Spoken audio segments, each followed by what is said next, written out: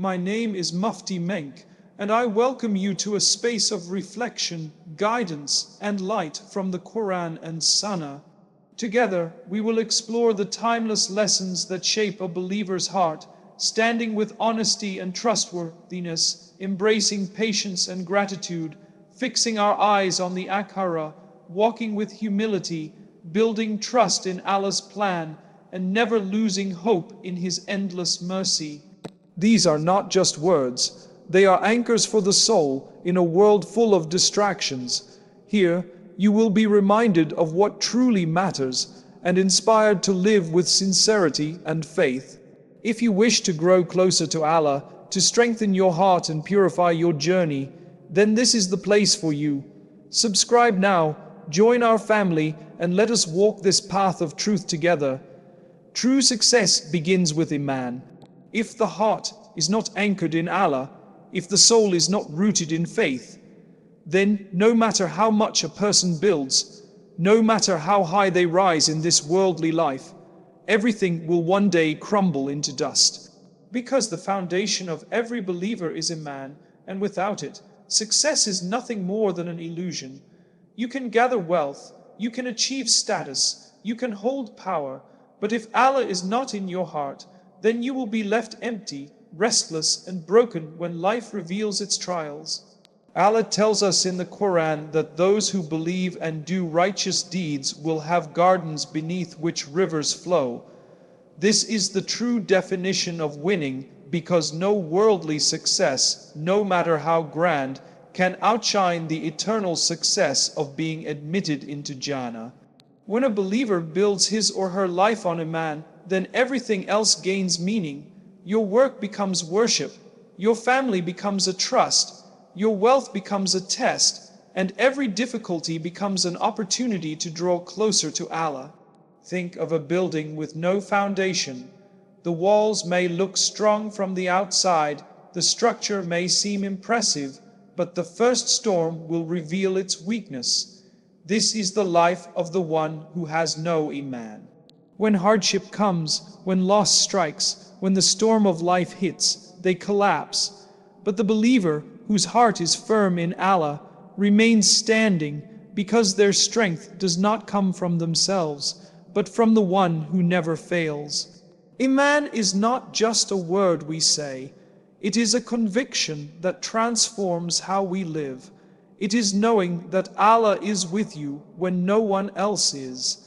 It is trusting His plan when everything seems against you. It is walking into uncertainty with certainty in Him. It is the quiet peace that fills your heart when you bow your head in sujud, knowing that your Lord is greater than every problem you face. How many times have we seen people who have everything this world can offer: cars, houses, wealth, recognition, yet inside they are unsettled, anxious, unsatisfied. That is the emptiness of a heart without Iman. Because the soul was created to know Allah, to love Him, to worship Him, and when the soul is deprived of that, no amount of worldly success can fill the void. The Prophet reminded us that true richness is not having many possessions, but the richness of the soul. That richness comes only from Iman. When you anchor yourself in Allah, you find strength where others break, hope where others despair, and light where others see only darkness.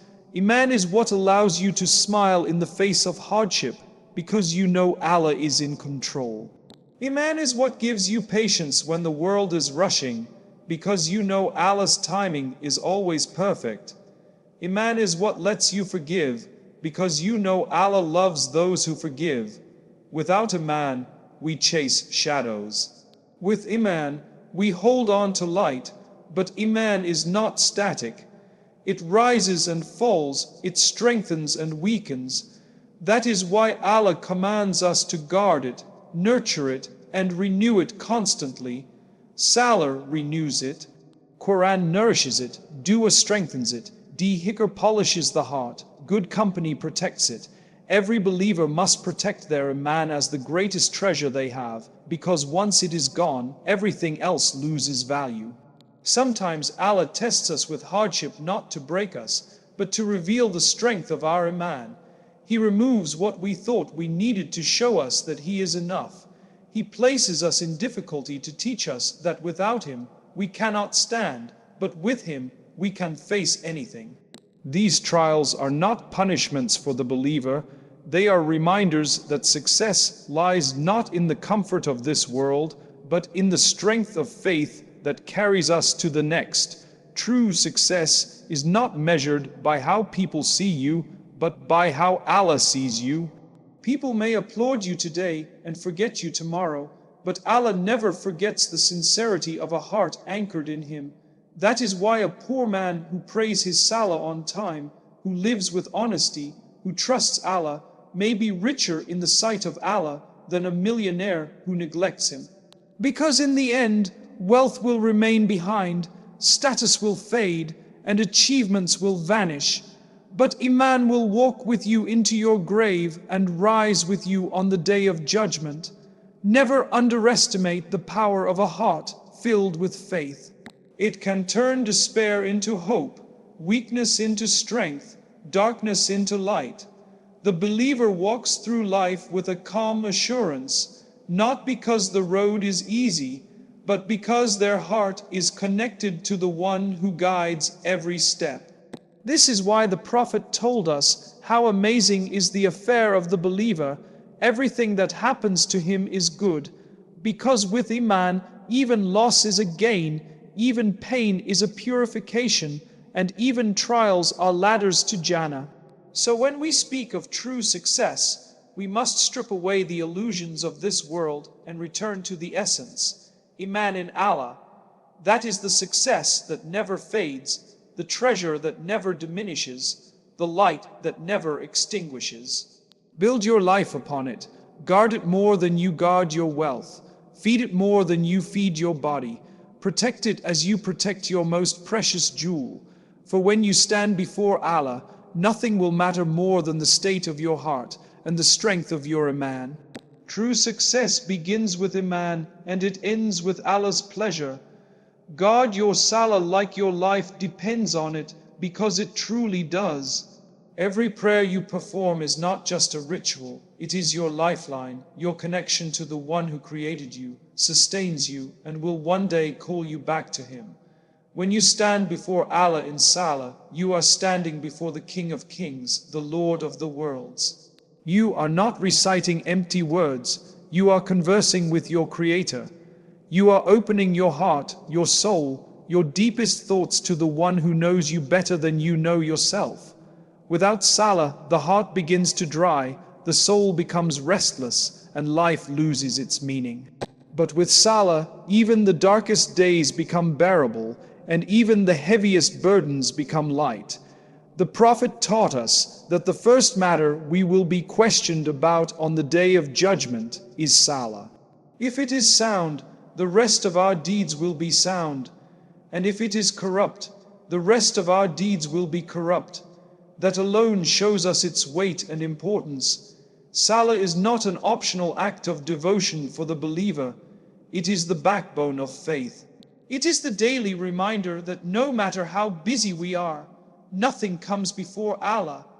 No matter what we are chasing, no matter what goals we are pursuing, everything must pause when the call to prayer is made. Because at that moment, your life and your soul are being tested. Do you truly love Allah more than this world? Do you truly believe He is more important than your work, your sleep, your meetings, your comfort? The answer is shown not in words, but in whether you rise to pray or delay. Every salah is a gift. Allah does not need our prayers. We are the ones who need them. The one who abandons salah abandons his shield. Life without prayer is like walking into a battlefield without armor. Every whisper of shaitan, every hardship, every temptation will strike you and break you down, because the heart has no protection. But the one who prays 5 times a day stands guarded by Allah Himself. The Prophet said, "The likeness of the 5 daily prayers is like a river flowing at your door, in which you wash 5 times a day. Would any dirt remain on you?" They said no. He replied, likewise, Allah wipes away sins with the 5 daily prayers. Salah is not just worship, it is purification, it is protection, it is forgiveness. Sometimes we think that prayer is a burden, that it interrupts our lives, but in reality, prayer is what gives life its structure, its meaning, its rhythm. The believer's day is not defined by work or leisure, it is defined by Salah. Fajr begins it, Isha closes it, and in between are anchors that keep the soul steady.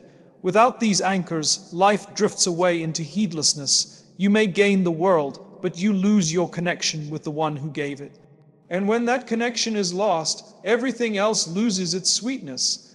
How many times have we felt lost, anxious, overwhelmed, and then found peace in 2 rakas of prayer? Because Salah is more than movement, it is medicine. When your forehead touches the ground in sujud, you are in the closest position a human can be to Allah. You are releasing your pain, your fears, your sins, your weaknesses, and surrendering them to the one who is capable of removing them all. Every sujud is a reminder that we are weak and Allah is strong. We are needy and Allah is free of need. We are fleeting and Allah is eternal. That is why Salah restores the heart, because it brings us back to reality. Guarding Salah means praying it on time, with humility, with presence. Allah says in the Qur'an, indeed, prayer has been decreed upon the believers, a decree of specified times. It is not for us to pray when convenient, but to align our lives around the times Allah has chosen. The true servant of Allah is the one who drops everything when the call of prayer is made, because they know the Lord of the heavens and the earth is calling them, and nothing in creation can compare to answering that call. Salah is also the proof of love. If you truly love someone, you long to speak to them, to be in their presence. How then can we claim to love Allah if we turn away from His invitation? If we delay His prayer for the sake of people and things that will one day leave us? Love is shown in action, and Salah is the action that proves a believer's heart. Each prayer is like a meeting with the one who gave you life. How many more meetings will you be granted before your soul is taken? And yet, in His mercy, Allah has made Salah not a burden but a relief. For the Prophet, it was a source of joy. He would say, O Bilal, give the call to prayer and give us rest by it. Rest was found in Salah, not away from it. If we feel Salah is heavy, it is because our hearts are distracted, our connection is weak. But once you taste the sweetness of standing before Allah, you will long for Salah, you will miss it, you will find in it the strength to face every difficulty. There will come a day when the world no longer matters, when your wealth, your health, your achievements are stripped away, and you stand alone before Allah. On that day, the Salah you guarded will guard you. The prayers you rushed to perform will rush to defend you. The times you sacrificed for Allah will become the light that guides you across the Sirat.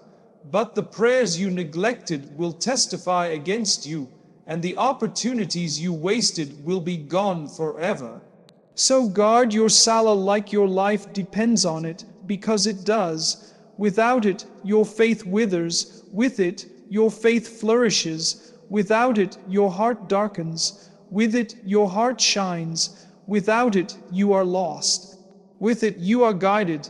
Salah is the believer's lifeline, the bridge to Allah's mercy, and the greatest proof of love and obedience.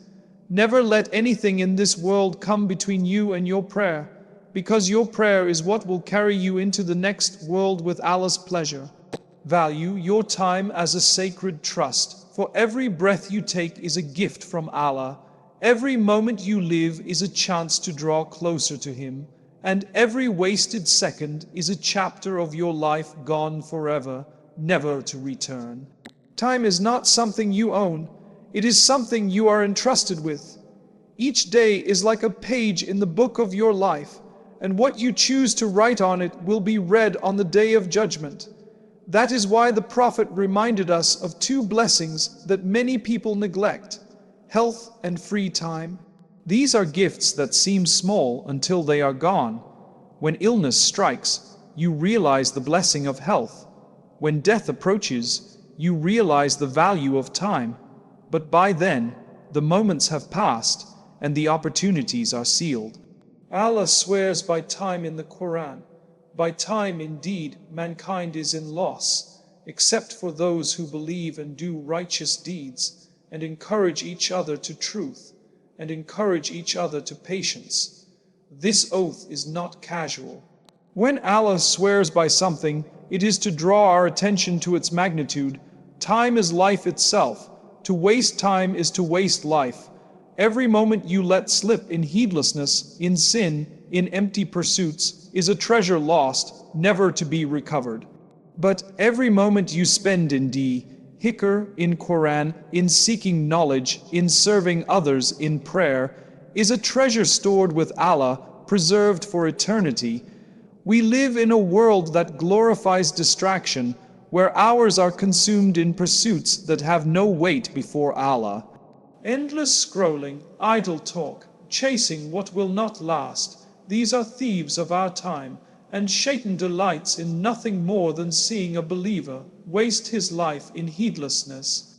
Because if he cannot make you fall into major sins, he will settle for keeping you busy with things that carry no value. But the believer is alert. The believer knows that time is sacred.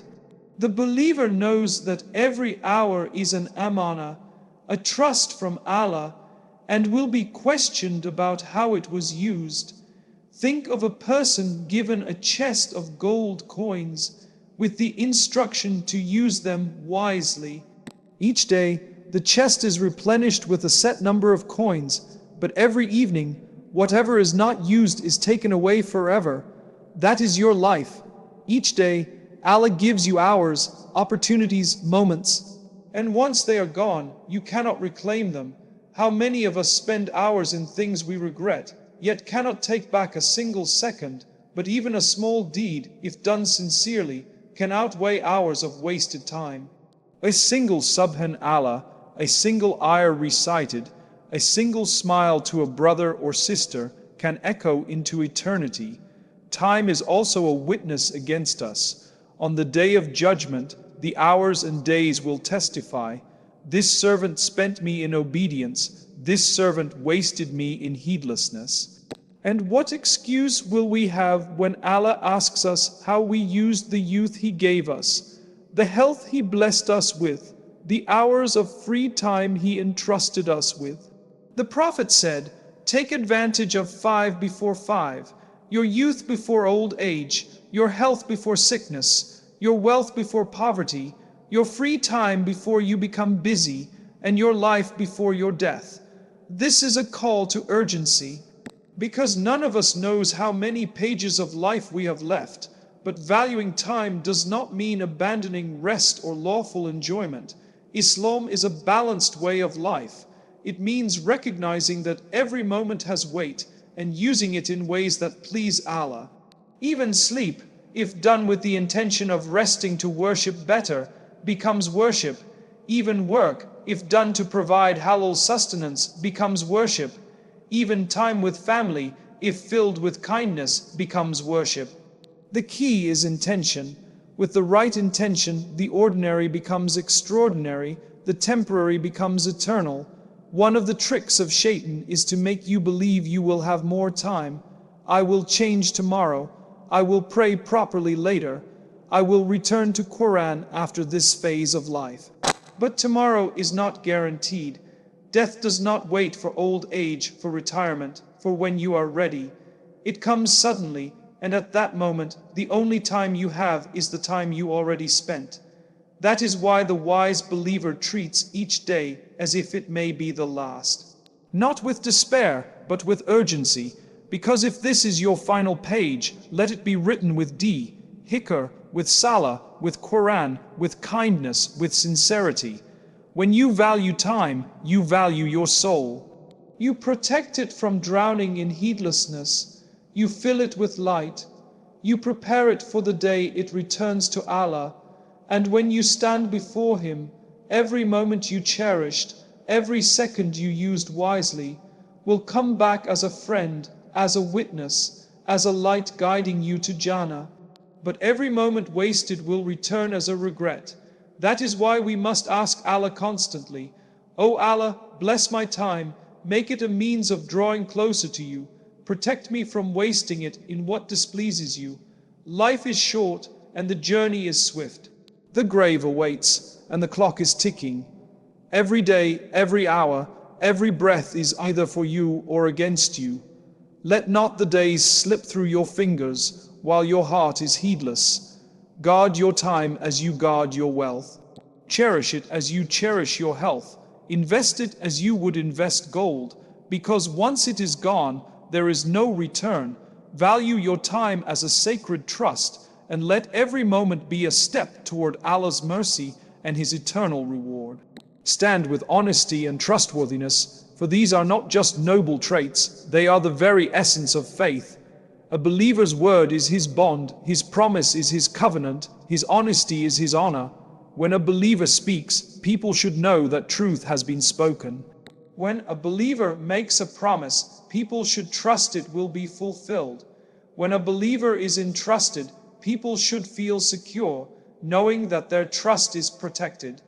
This is why the Prophet said, "There is no faith for the one who is not trustworthy, and no religion for the one who does not keep his promises." Faith and trustworthiness are intertwined, inseparable.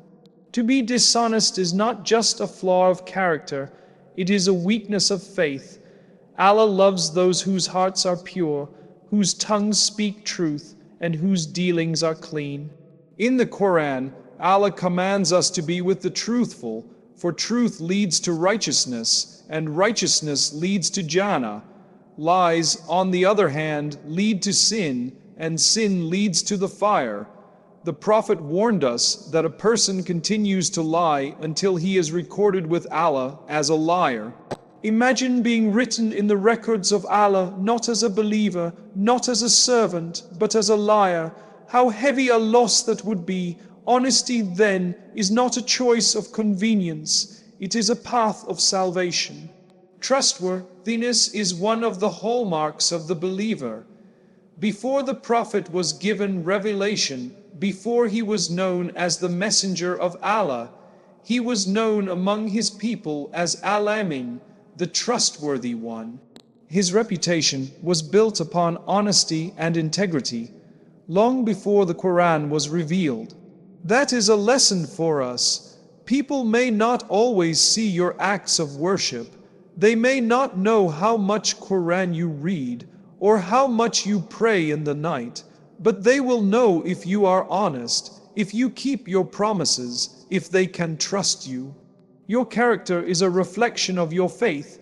Dishonesty, on the other hand, destroys trust, and when trust is destroyed, society crumbles, families collapse when lies enter the home, businesses fall apart when deception enters trade, friendships break when promises are betrayed. But when honesty and trustworthiness prevail, families flourish, communities thrive, and hearts are at peace. That is why Allah has elevated these qualities, because they are not just private virtues. They are the foundation of justice and harmony in society. Sometimes dishonesty appears small, harmless, a lie to escape blame, a broken promise to avoid inconvenience, a hidden truth to gain advantage. But in reality, every lie is a crack in the soul, every betrayal is a stain on the heart. The believer does not measure honesty by convenience, but by conviction. Even if truth costs you wealth, even if it costs you status, even if it costs you comfort, it will never cost you Allah's pleasure. And what is lost for His sake will always be replaced with something better. There are times when telling the truth feels heavy, when keeping a trust feels difficult, when standing firm feels lonely. But that is where sincerity is tested. Anyone can be honest when it is easy, but true believers are honest when it is hard. Anyone can keep a promise when it benefits them, but true believers keep promises even when it burdens them. Anyone can be trustworthy when watched, but true believers remain trustworthy even when no one is watching. because they know Allah is always watching. A heart anchored in honesty is a heart filled with peace. Lies create fear, fear of being exposed, fear of being caught, fear of being discovered, but truth creates freedom. When you are honest, you carry no burden of deception, you live with a clean conscience, and you sleep with peace. Trustworthiness creates honor. When people know your word can be trusted, they respect you, they rely on you, and you become a source of stability in their lives. That respect is not bought with wealth or status. It is earned through integrity. Allah's Messenger taught us that among the signs of a hypocrite are three. When he speaks, he lies. When he makes a promise, he breaks it. And when he is entrusted, he betrays it. Hypocrisy is not only about belief, it is about behavior. To lie, to break promises, to betray trust, these are not small flaws, they are signs of a disease of the heart, and a heart diseased cannot taste the sweetness of Iman. We must remember that honesty is not only in words, but in actions. To present yourself as something you are not is a form of dishonesty. To take what is not yours, even in small amounts, is a betrayal of trust. To give less than what you owe, to exaggerate in trade, to conceal defects in business, these are forms of dishonesty that Allah has warned against. Islam calls us to purity in all dealings, whether public or private, seen or unseen. Honesty is also a shield on the day of judgment. On that day, when tongues will testify, when hands will speak, when feet will bear witness, the truthful will stand in light, honored for their sincerity, but the liars will stand in darkness, trapped by their own words. Imagine being called to account, and your own tongue says, "This servant lied." Imagine your own actions testifying against you. The one who guarded honesty in this life will find it guarding him in the next. When you stand with honesty and trustworthiness, you are standing with the prophets, the truthful, the martyrs, and the righteous, as Allah promises in the Qur'an. What greater company could one desire? But when you fall into dishonesty, you are standing with Shaitan, whose first act of rebellion was rooted in arrogance and falsehood.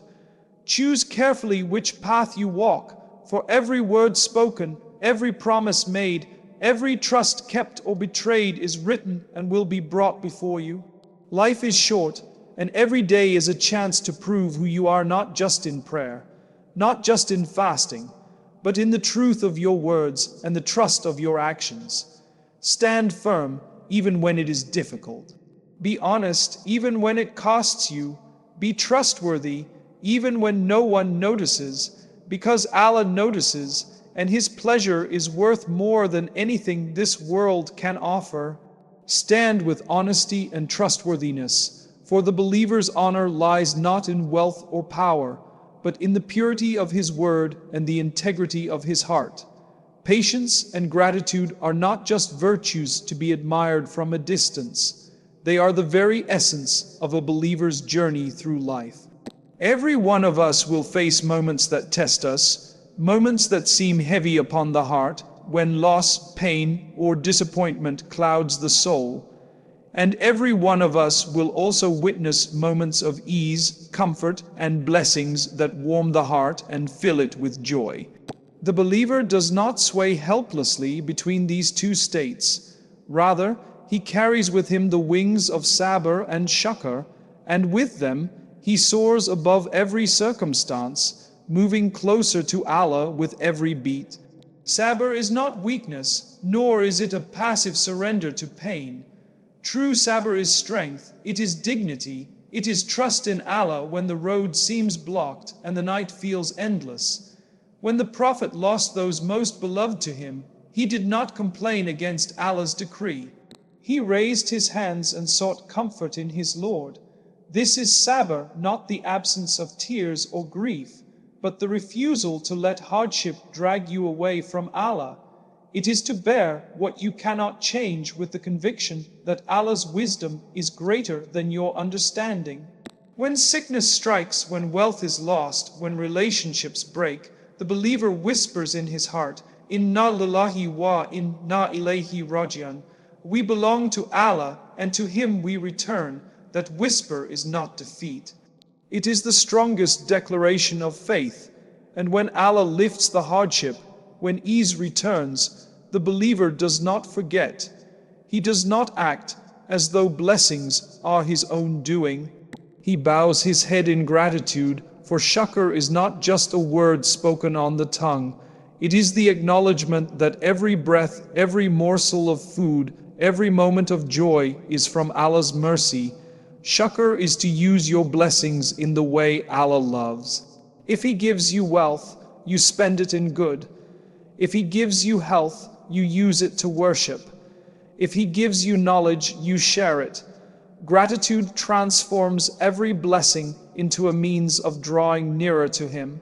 Imagine the heart of a believer that combines both sabr and shukr. When hardship comes, he endures with patience, knowing Allah is with him. When blessings come, he responds with gratitude, knowing Allah has favored him. How can such a person ever lose? This is why the Prophet said, "How amazing is the affair of the believer, for there is good for him in every matter, and this is not the case with anyone except the believer. If he is happy, then he thanks Allah, and there is good for him.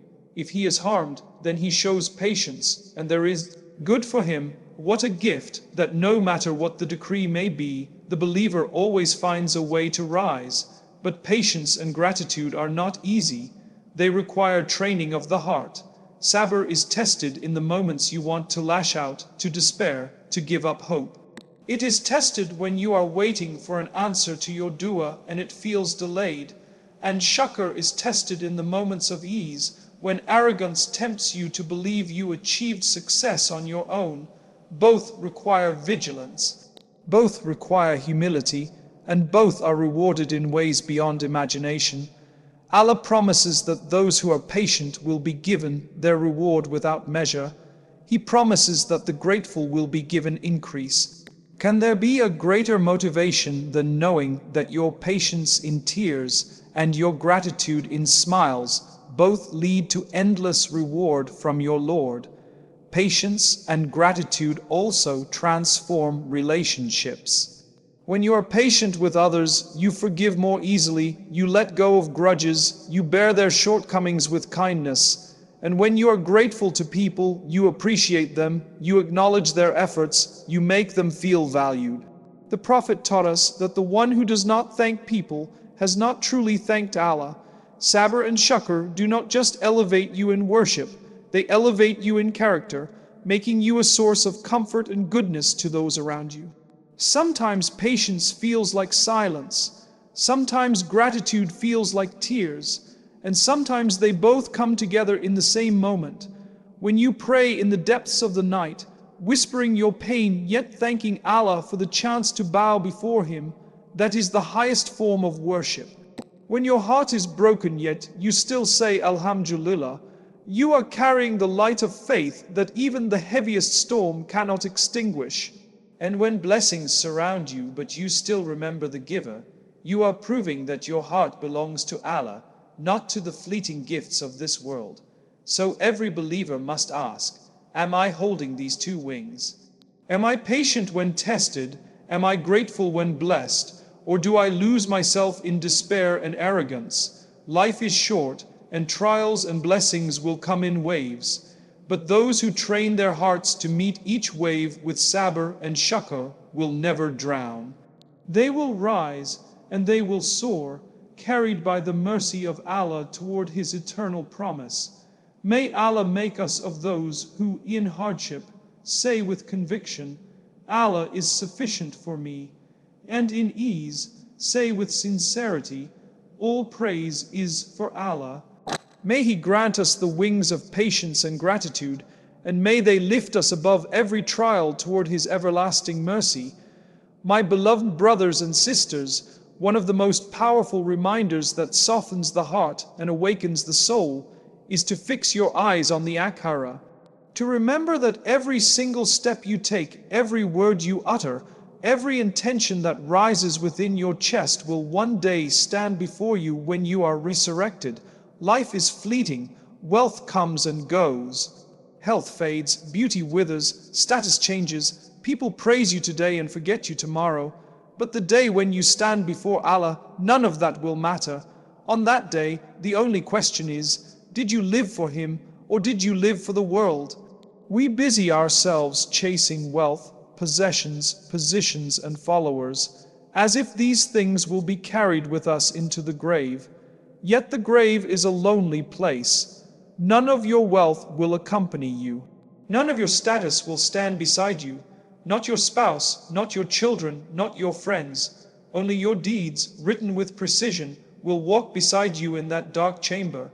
Fixing your eyes on the Akhirah means to see beyond the temporary glitter of this dunya. It means to know with certainty that the real prize, the true success, is Jannah. Allah tells us in the Qur'an, but the hereafter is better and more lasting. This verse is not just a statement, it is a call to realign your heart. When hardship comes, remind yourself, this pain is not forever. When ease comes, remind yourself, this blessing is a trust, not the destination. When sin tempts you, remind yourself, will this moment of pleasure be worth an eternity of regret? And when obedience feels heavy, remind yourself, what is a few moments of struggle compared to eternal joy in Jannah? Fixing your eyes on the Akhirah transforms how you live. You no longer waste your time. You no longer drown in envy of what people have. You no longer break yourself over people's opinions. You learn to live with purpose, because you know that your actions echo into eternity. When you wake for Fajr, tired and struggling, remember that those few minutes in the cold are a light in your grave. When you turn away from sin, fighting your own desires, remember that Allah is preparing for you pleasures beyond imagination. When you give charity, even when your own pockets feel tight, remember that no coin is lost, but rather it is planted as a tree for you in paradise.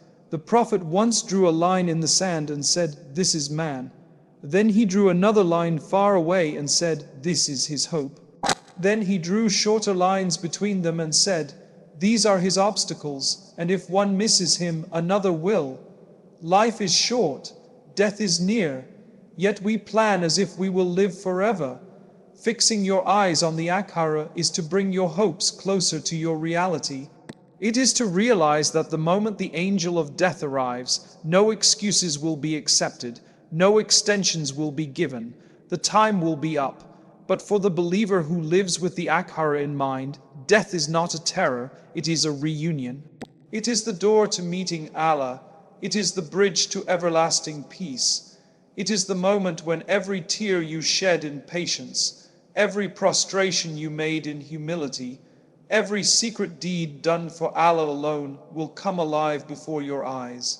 Imagine walking into Jannah and being greeted with the words, "Peace be upon you for what you patiently endured, and excellent is the final home." Can there be any success greater than this? When you fix your eyes on the Akhirah, your heart finds peace in this dunya. You stop measuring yourself against fleeting standards. You no longer feel broken when people don't see your worth, because you know that Allah sees every sacrifice.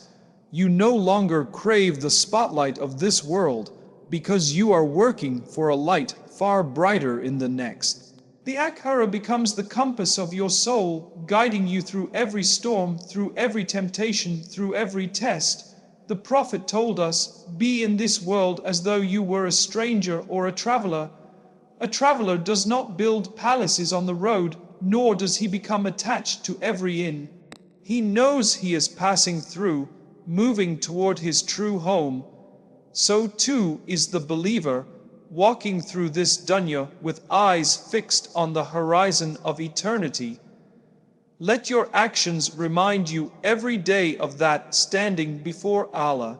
Before you speak, think, will these words help me or harm me when the scales are placed? Before you act, ask, will this deed be a shade for me on that scorching day, or will it be a chain that drags me down? Before you spend, reflect, am I investing in this world or in the next? With such a mindset, every moment becomes worship, every breath becomes valuable, every step becomes purposeful. And know, my beloved brothers and sisters, that Allah is merciful. If you have wasted years, you can still turn back. If your vision has been clouded by the dunya, you can still lift your eyes to the Akhirah. Allah loves those who repent. Allah loves those who realign their hearts. Allah loves those who strive for His pleasure, even if they stumble along the way. So today, renew your intention. Make your salah your anchor. Make your Qur'an your guide. Make your dua your weapon. Live each day as if it could be your last, and prepare for that day when your book will be opened. True success is not in wealth or fame or status. True success is standing before Allah with a heart at peace, with deeds that testify for you, and with the doors of Jannah opening before you. May Allah grant us eyes fixed firmly on the Akhirah, hearts longing for His pleasure, and footsteps that walk the path to Jannah. May Allah fill your heart with light, your days with peace, and your journey with purpose. Remember, true success is not in what this world gives you, but in how you return to Allah. Until we meet again, keep your heart connected, your tongue in remembrance, and your soul firm in hope. Assalamu alaikum wa rahmatullahi wa barakatuh.